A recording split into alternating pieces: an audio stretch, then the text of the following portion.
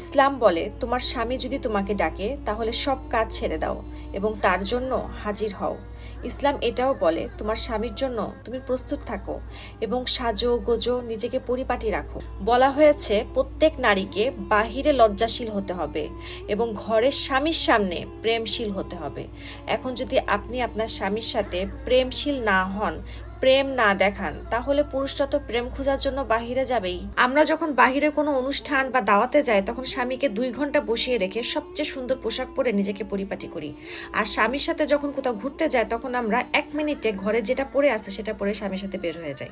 অথচ যেখানে ইসলাম বলে একজন স্ত্রী যদি তার স্বামীর জন্য সেজে গুজে নতুন জামা পরে আর স্বামী যদি খুশি হয়ে সেই স্ত্রীর দিকে একটা দাঁতও বের করে হাসে, তাহলে আল্লাহ তাআলা সেই স্ত্রীর আমল নামায় একটা নফল হজের সোয়াব লিখে দেন। সুবহানাল্লাহ। তাহলে ঘরে বসে যদি শুধু স্বামীকে খুশি করে এত সহজে এত বড়